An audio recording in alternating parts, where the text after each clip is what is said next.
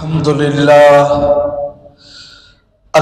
لله نحمده ونستعينه ونستغفره ونؤمن به ونتوكل عليه ونعوذ بالله من شرور أنفسنا ومن سيئات أعمالنا من يهده الله فلا مضل له ومن يضلله فلا هادي له ونشهد أن لا إله إلا الله وحده لا شريك له ونشهد أن سيدنا وسندنا وحبيبنا ومولانا محمد وبارك وسلم أما بعد فأعوذ بالله من الشيطان الرجيم بسم الله الرحمن الرحيم يا أيها الذين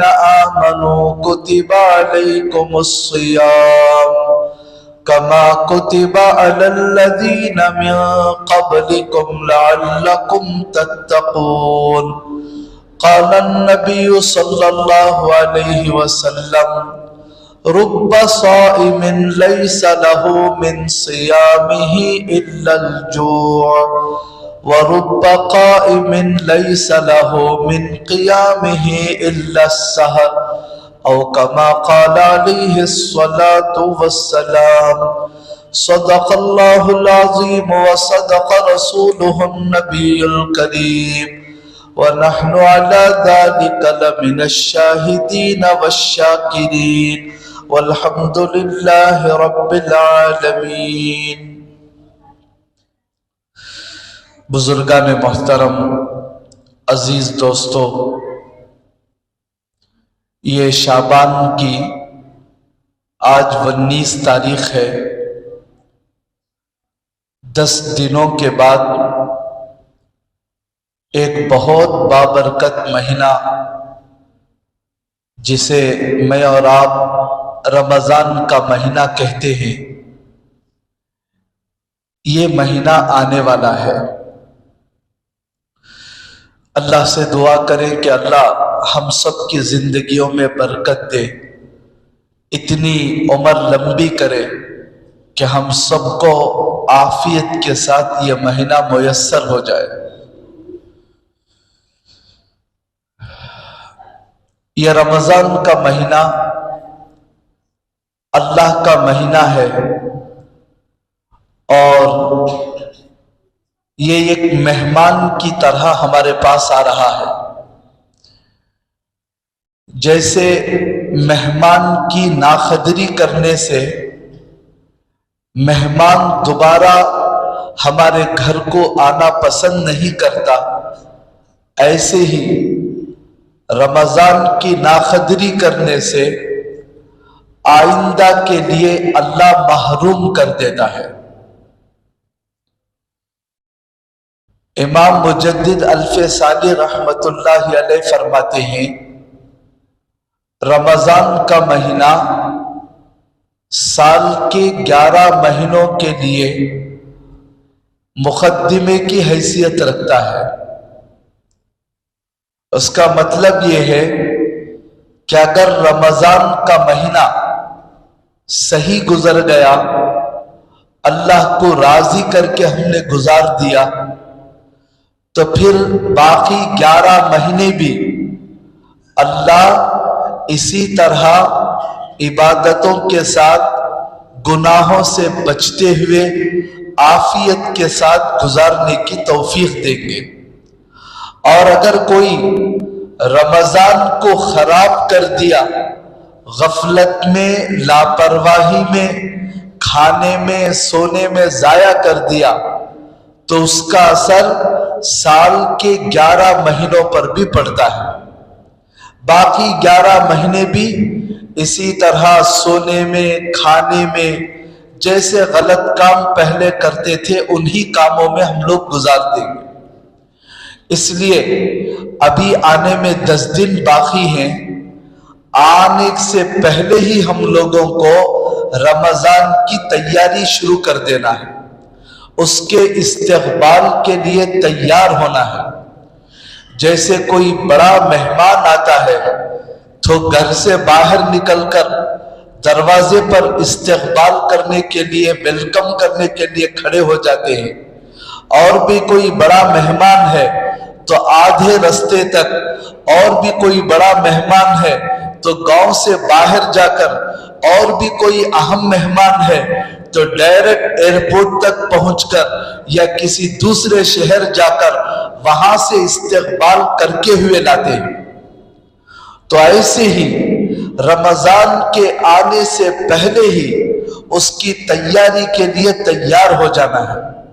हमारे नबी हजरत मोहम्मद सल्लल्लाहु अलैहि वसल्लम ने इरशाद फरमाया, अगर मेरी उम्मत को पता चल जाए कि रमजान का महीना क्या है तो मेरी उम्मत ये तमन्ना करेगी कि पूरा का पूरा साल रमजान हो जाए। वाक़ियतन ऐसी रहमतें, ऐसी बरकतें अल्लाह रब्बुल आलमीन ने इस बाबरकत महीने के अंदर रखा है। साल के 11 महीने अल्लाह के बंदे अल्लाह की रहमत को, अल्लाह की मग़फ़िरत को, अल्लाह की रज़ामंदी को ढूंढते हैं, तलाश करते हैं। लेकिन रमजान का महीना अल्लाह की रहमत बंदों को तलाश करती है, अल्लाह की मग़फ़िरत बंदों को तलाश करती है। अल्लाह की बेपनाह रहमत बंदों के एक एक अमल को बहाना बनाकर बख्शवाने के लिए तैयार रहती है।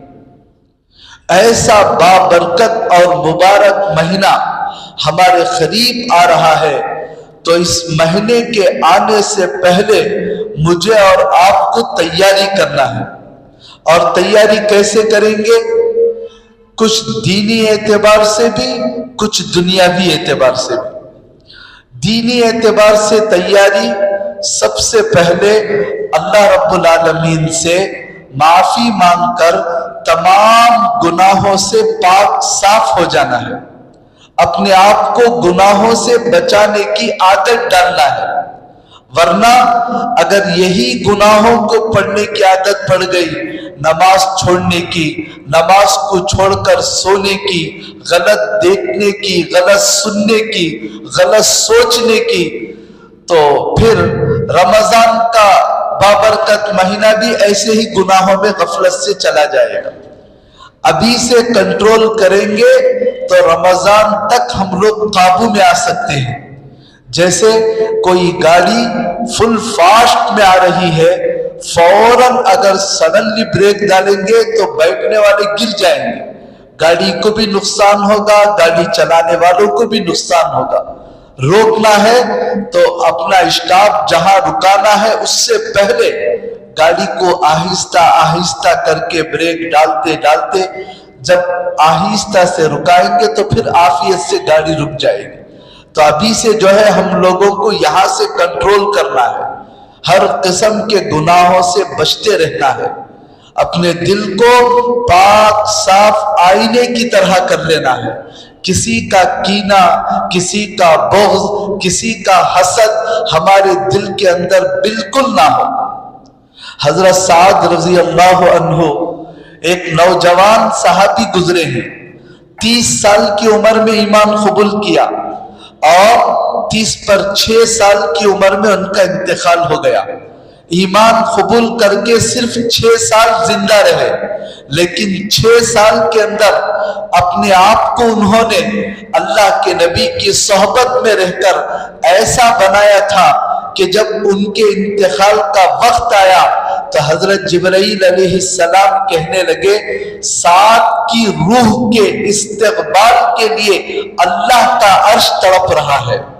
और फरमाया कि साद के जनाजे के लिए 70,000 फरिश्ते जमीन पर उतरे हुए हैं साथ देने के। क्या मकाम था हजरत साद का। हजरत सहाबा इकराम बैठे हुए हैं, अल्लाह के नबी ने सहाबा से कहा कि तुम्हें जन्नती आदमी को देखने का इरादा है? कहा कि हाँ है। तो अल्लाह के नबी ने कहा कि अब देखो तुम्हारे सामने से ये जन्नती आदमी गुजरेगा।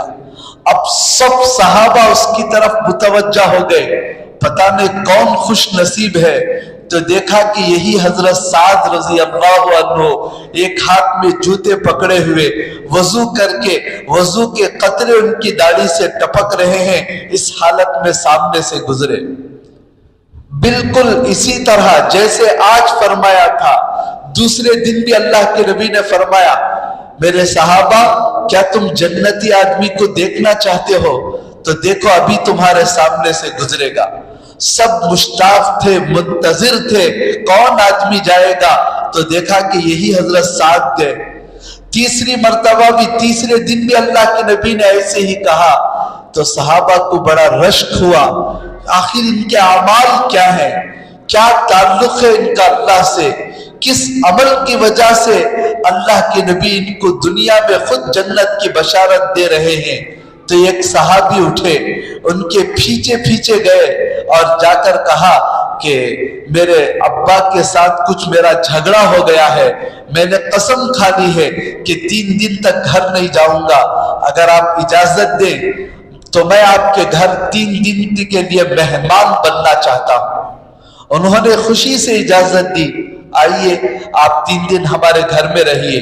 تو دن بھر مسجد میں رہتے، رات کے وقت میں ان کے ساتھ جاتے اور 3 دن تک دیکھتے رہتے ایک ایک عمل کو، کیا کرتے ہیں، کیسا سوتے ہیں، کیسا کھاتے ہیں، کیا بات کرتے ہیں، ہر چیز کو نوٹ کی، اور رات میں سونے کی ایکٹنگ ڈال کر، بہانہ بنا کر ساری رات جاگ کر دیکھتے رہے ان کے پڑوس میں سو کر کہ یہ رات میں کیا عمل کرتے ہیں، کیسی عبادت کرتے ہیں۔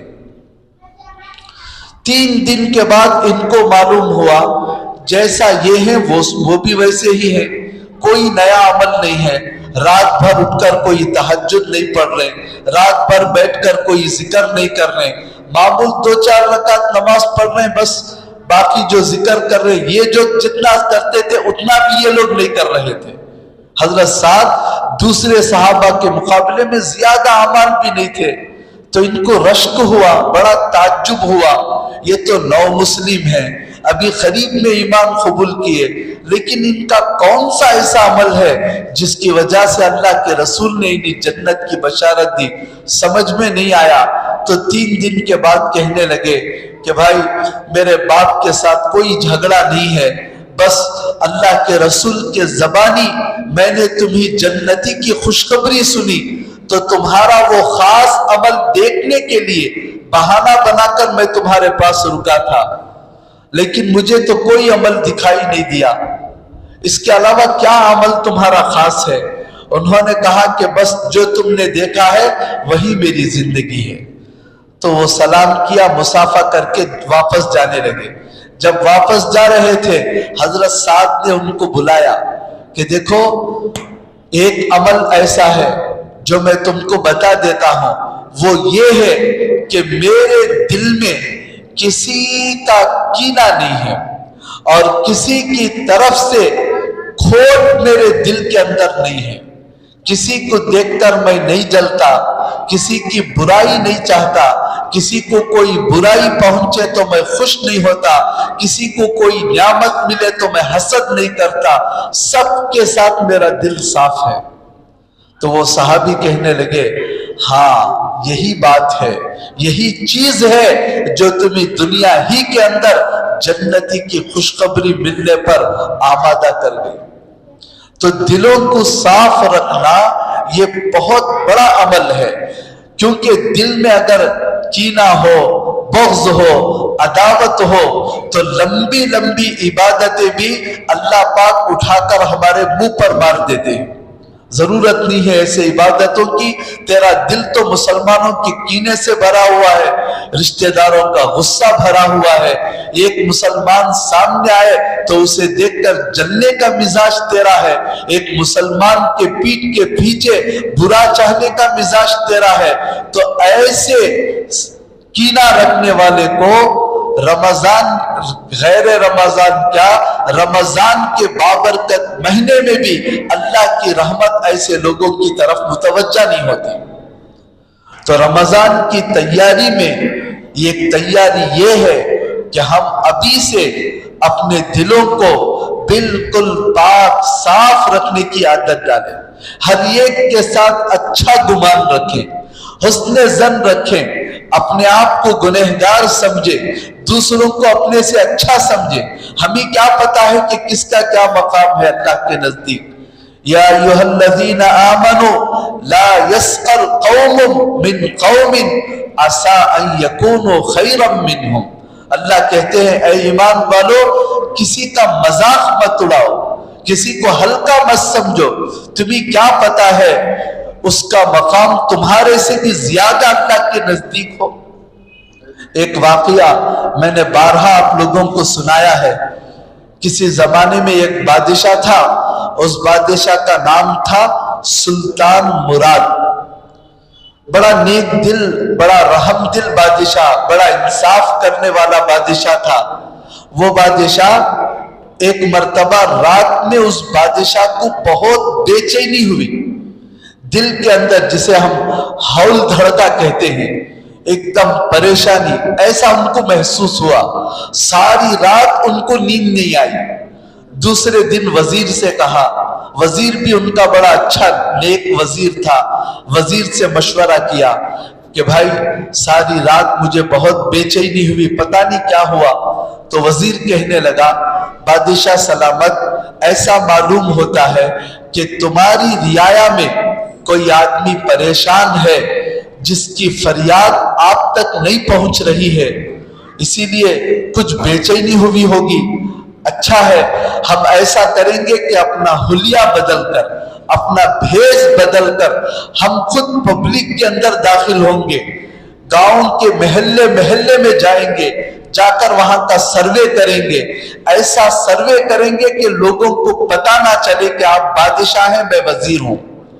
بادشاہ نے اس رائے کو پسند کیا۔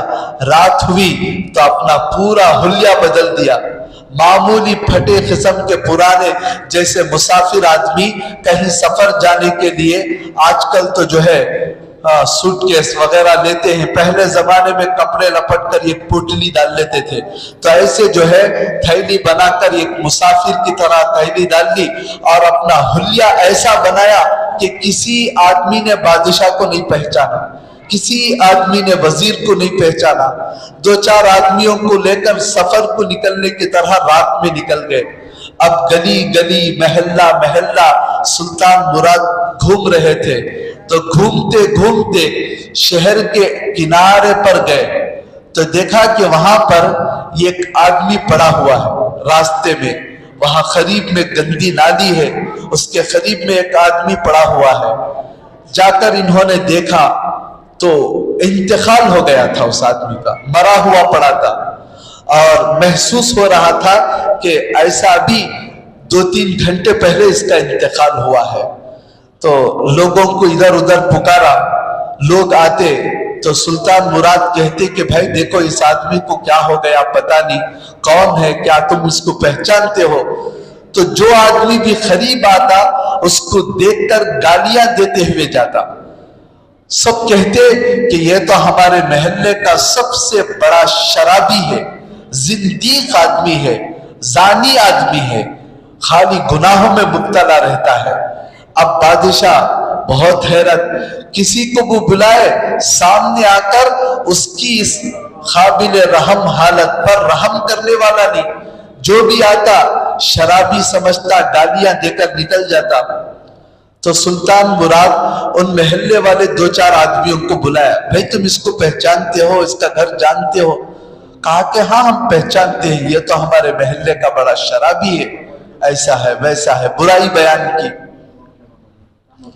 تو بادشاہ نے کہا کہ بھائی کوئی بھی ہو، کتنا بھی گنہگار ہو، لیکن ہے اللہ کے رسول کا امتی، مسلمان ہے، مر گیا ہے، تو کم از کم اس کے گھر تک تو پہنچانا چاہیے۔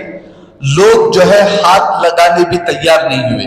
تو سلطان مراد نے کہا کہ ٹھیک ہے، کم از کم ایڈریس تو بتا دو، ہم خود پہنچا دیں گے۔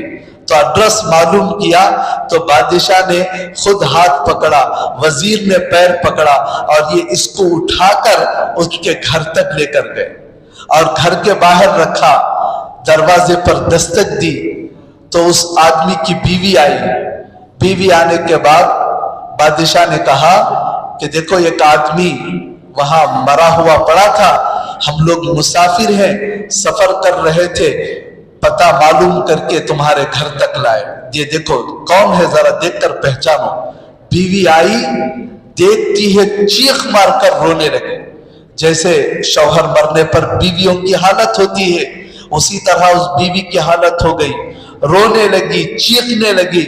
اب سلطان مراد کھڑے ہو کر دیکھ رہے ہیں تو بیوی جو ہے اپنے آپ پر کنٹرول نہیں کر رہی تھی، تو چیخ چیخ کر روتے ہوئے بیوی کہنے لگی اپنے شوہر سے، مردہ شوہر سے، میں تمہیں نہیں کہتی تھی کہ اگر تمہارا انتقال ہو جائے گا تو محلے کا ایک آدمی بھی تمہاری لاش کو ہاتھ لگانے کے لیے تیار نہیں ہوگا، میں تمہیں کتنا منع کرتی تھی لیکن تم میری بات نہیں مانتے تھے۔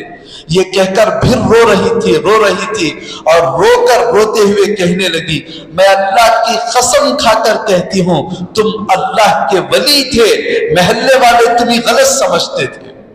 تو بادشاہ کو اور بھی بڑا تعجب ہوا کہ بیوی شوہر کے بارے میں وہ بھی قسم کھا کر اللہ کا ولی کہے تو واقعتاً اللہ کا ولی ہوگا، کیونکہ کوئی بھی بیوی کتنی بھی اچھی ہو اپنے شوہر کو اچھا نہیں سمجھتی، کچھ نہ کچھ اس کے اندر عیب نکالنے کی عام طور پر عورتوں کی عادت ہے، اپنے شوہر کی تعریف اتنی جلدی نہیں کرتی۔ تو اس کی بیوی قسم کھا کر کہنے لگی میں تو اللہ کی قسم کھا کر کہتی ہوں تم اللہ کے ولی ہو، محلے والوں نے تمہیں غلط دیکھا ہے، غلط سمجھا ہے۔ تو بادشاہ نے بیوی سے پوچھا بی بی ماجرا کیا ہے بتاؤ، تم تو کہہ رہی ہو اللہ کے ولی لیکن سارے محلے والے کہہ رہے ہیں کہ یہ شرابی ہے، بڑا حرامی ہے، اور تم اس کو اللہ کا ولی کہتے ہو، آخر کیا اس کا عمل ہے ایسا جس کو دیکھ کر تم کہتی ہو کہ یہ اللہ کا ولی؟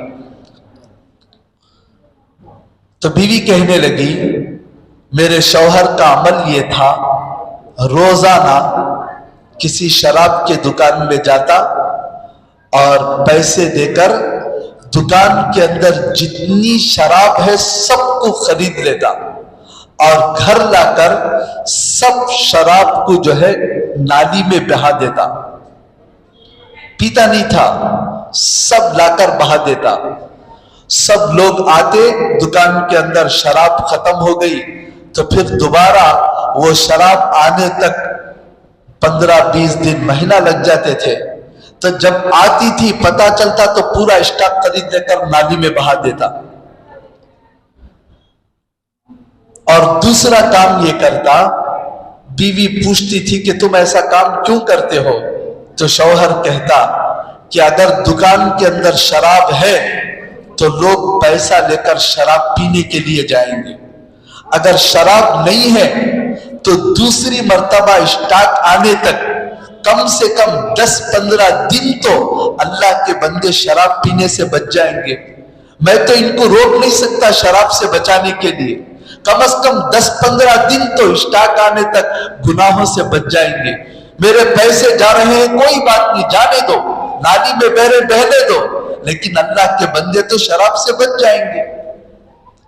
اور دوسرا کام یہ کرتے تھے کہ کسی زانیہ طائفہ کے گھر جاتے، جو پیسہ لے کر حرام کام کرتی ہیں عورتیں، ایسے کسی عورت کے گھر میں جاتے، دروازہ بند کرتے اور اسے پیسہ دیتے، آج رات کا تیرا کتنا کرایہ ہے معلوم کرتے، اور وہ کرایہ دیتے اور اس کو نصیحت کرتے کہ یہ کام مت کر، آج کے رات کا کرایہ تجھے مل گیا ہے، اب دروازہ بند کر کے سو جا، کم از کم آج کی ایک رات تو یہ گندی حرکت سے بچ جا۔ 2-4 گھر تھے وہاں پر طائفوں کے، تو کبھی اس گھر میں جاتے، کبھی اس گھر میں جاتے، اب سارے محلے کے لوگ اس کو دیکھتے کہ یہ شراب کا پورا اسٹاک خرید لیا، لیکن بہاتے ہوئے کوئی نہیں دیکھتا، کسی طائفہ کے گھر میں جاتے ہوئے دیکھتے، لیکن اندر جا کر کیا کر رہا ہے کوئی نہیں دیکھتا۔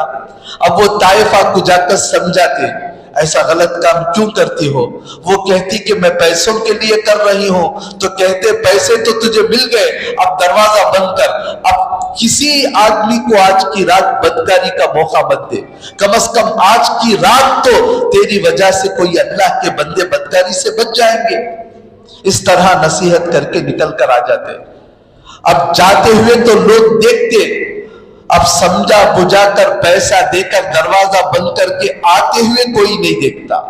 अब जब घर में आ जाते तो बीवी कहती, अजी तुम जो काम कर रहे हो सारे मोहल्ले वाले नफरत कर रहे हैं, सब समझ रहे हैं, तुम इस मोहल्ले के सबसे बड़े शराबी हो, सबके जहनों में ये बैठा हुआ है, तुम इस मोहल्ले के सबसे बड़े बुराई का काम करने वाले हो। अगर तुम ऐसे ही काम करते रहे, तुम्हारा इंतकाल हो जाए तो फिर मोहल्ले के लोग तुम्हारी लाश को भी हाथ नहीं लगाएंगे, तुम्हारी नमाज जनाजा नहीं पढ़ेंगे, कोई तुम्हें गुस्ल देने के लिए नहीं आएगा, क्या होगी तुम्हारी हालत। तो वो आदमी कहता, मेरा बीवी कहने लगी कि मेरा शौहर कहता, अरे मैं ये जो काम कर रहा हूं कोई नहीं देख रहा है, लेकिन मेरा अल्लाह तो देख रहा है। मैं तो अपने अल्लाह को राजी करने के लिए काम कर रहा हूं। मैं अपने अल्लाह को जब राजी कर रहा हूं, मुझे यकीन है ये मोहल्ले के लोग क्या, वक्त का बादशाह भी मेरी जनाजे की नमाज पढ़ने के लिए आएगा, वक्त के उलमा भी आएंगे, तो क्यों परेशान होती है। इस तरह नसीहत करता। जब ये बात बीवी कहने लगी तो सुल्तान मुराद की आंखों में आंसू आ गए। अल्लाह अकबर, कितना बड़ा वली था। तो सुल्तान मुराद कहने लगी, बीवी तुम फिक्र मत करो, कल मैं सारी रात जो बेचैनी में गुजरा वो इसी वजह से था, अल्लाह को बताना था कि तेरे मोहल्ले के अंदर कल रात एक वली का इंतकाल होने वाला है। उस वली के इंतकाल के लिए एक रात पहले ही अल्लाह ने मुझे बेचैन कर दिया।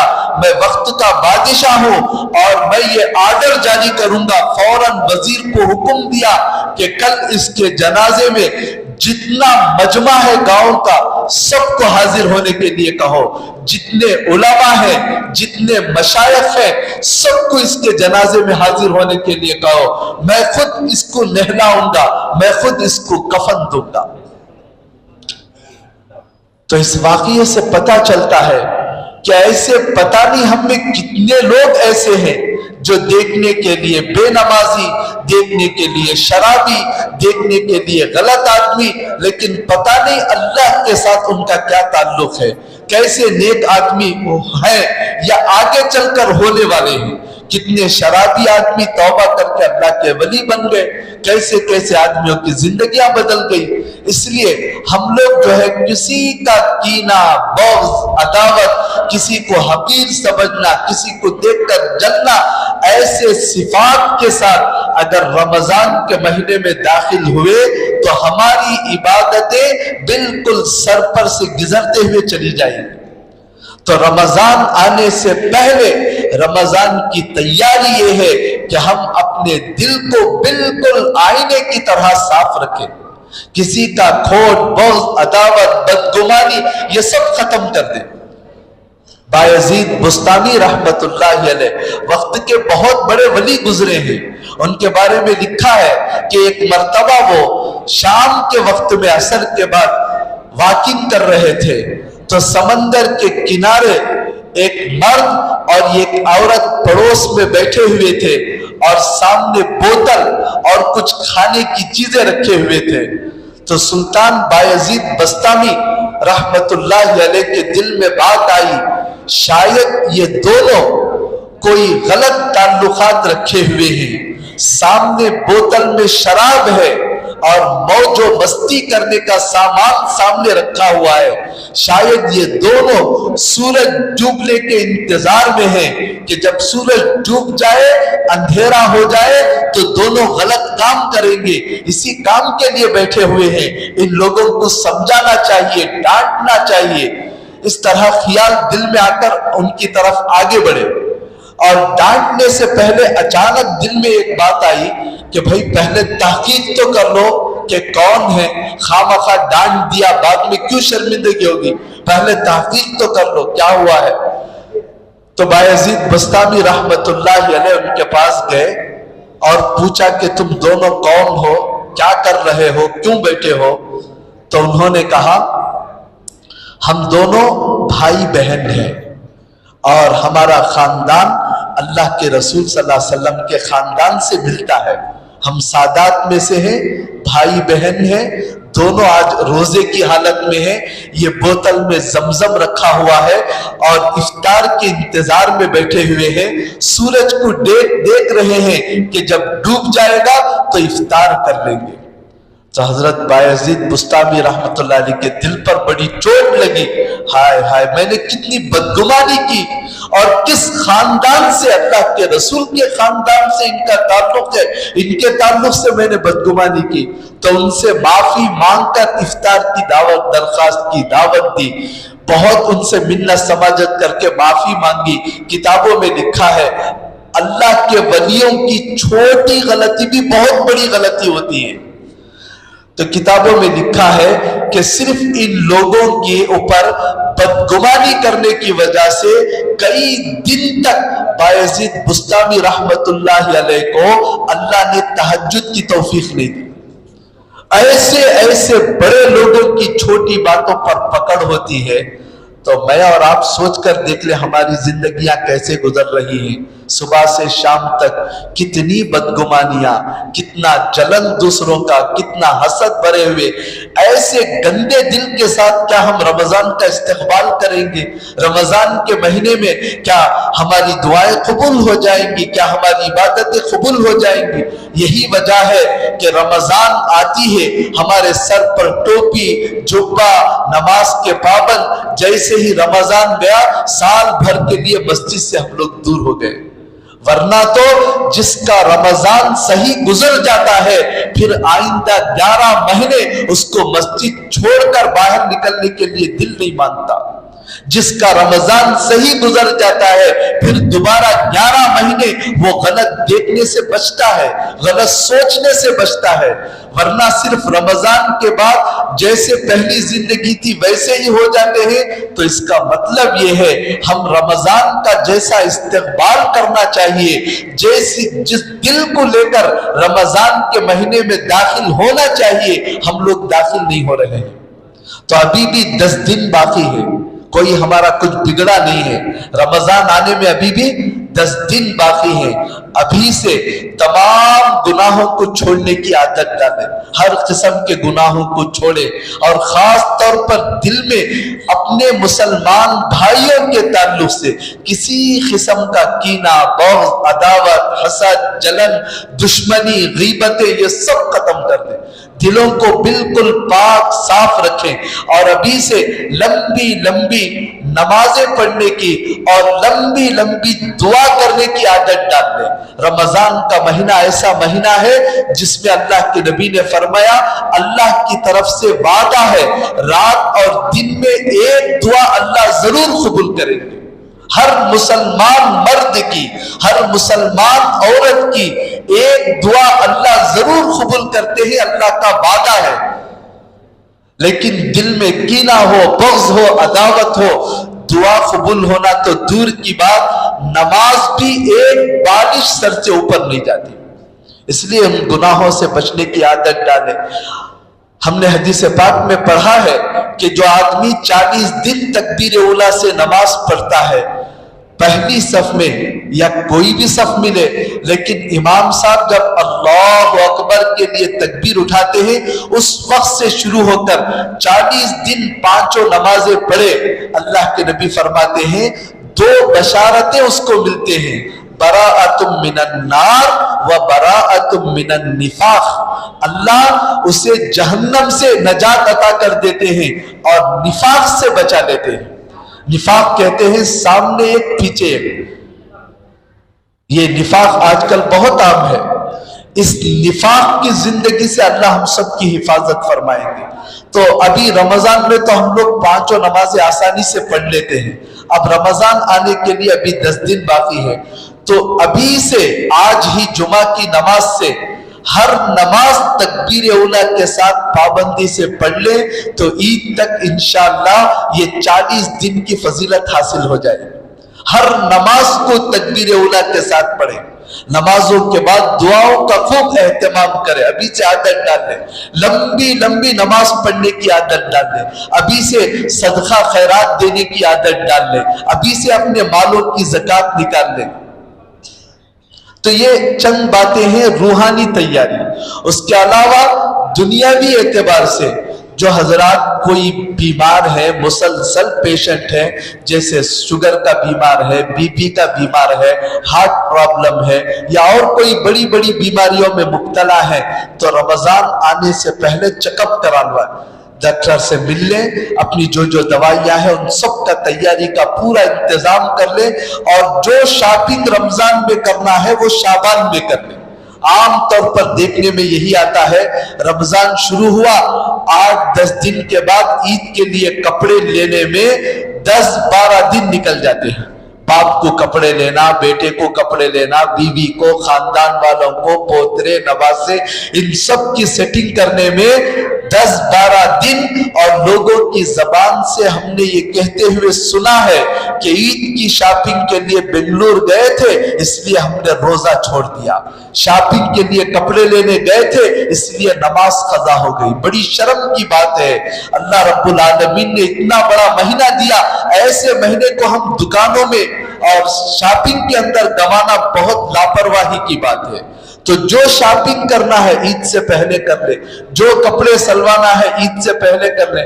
گزشتہ جمعہ یا اس سے پہلے میں بتایا تھا صحابہ کرام کے بارے میں، حضرت انس بن مالک رضی اللہ عنہ کہتے ہیں شعبان کا چاند دیکھتے تو صحابہ کرام قرآن مجید کی تلاوت کثرت سے کرتے تھے، اپنے مالوں کی زکوٰۃ نکالتے تھے، اپنے قیدیوں کو آزاد کیا کرتے تھے، اور رمضان کے لیے پوری تیاری کر کے شعبان میں ریڈی رہتے تھے۔ ہماری حالت عید سے 2-4 دن پہلے تیار ہے۔ یہی وجہ ہے کہ مسلمانوں کی دکانیں رمضان کے بابرکت مہینے میں اور خاص طور پر آخر عشرے میں جو ایک ایک سیکنڈ بھی مچھلی کی طرح تڑپنے کا وقت ہے، ایسے وقت میں بھی مسلمانوں کی دکانیں رات 3 بجے تک بھی کھلے رہتے ہیں۔ یہاں تو پولیس آنے کی وجہ سے بند تو کر دیتے ہیں، لیکن شہروں کا حال جا کر دیکھ لیں، دکانیں کھلتے ہی ہیں رات میں، پوری رات شاپنگ میں گزر جاتی ہے، پوری رات ہوٹلوں میں گزر جاتی ہے، پوری رات باتوں میں گزر جاتی ہے۔ اس لیے رمضان سے اگر پورا فائدہ اٹھانا ہے تو اس کی تیاری یہی ہے کہ رمضان کا مہینہ آنے سے پہلے اپنی مکمل شاپنگ وغیرہ خریدنے سب فارغ ہو جائے۔ اسی طرح گھروں میں سودا سلف لانا ہے تو سکا آئٹم ہے تو اس کو بھی عید تک کے لیے لا کر ڈال دیں، تاکہ ہمارا ایک سیکنڈ بھی رمضان سے غفلت سے نہ گزرے۔ ابھی سے زیادہ دیر مسجد میں رہنے کی اور ابھی سے تھوڑی تھوڑی دیر کے لیے اعتکاف کی نیت سے مسجد میں رہنے کی عادت ڈالیں۔ ظہر میں آئے اعتکاف کی نیت کر کے کم از کم 10-15 منٹ عادت ڈالیں۔ اور ہم میں سے بہت سارے احباب ایسے ہیں اگر وہ چاہیں تو پورے رمضان کے لیے اعتکاف میں بیٹھ سکتے ہیں، لیکن اس کے باوجود بھی انہیں کوئی نہ کمانے کی فکر ہے، کچھ بھی نہیں ہے، اس کے باوجود ایسے احباب بھی وقت ضائع کرتے رہتے ہیں۔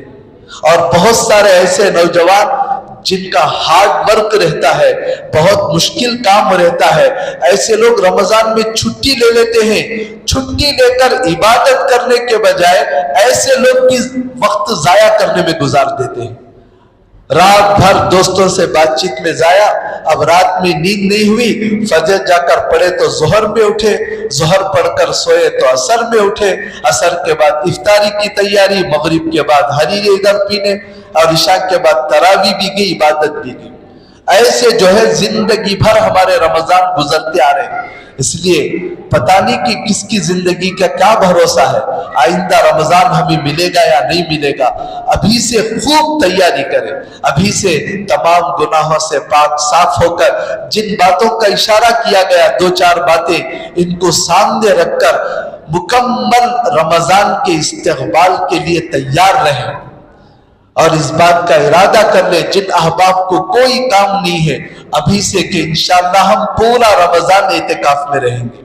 جا کر دیکھ لیں ہمارے کتنے اکابر اس وقت بھی ان کا ایک ایک سیکنڈ بہت قیمتی ہے، لیکن رمضان جب آتا ہے تو فون بند، سارے کام بند، سارے آفس بند، جا کر اللہ کے گھر میں پڑے ہوئے ہیں۔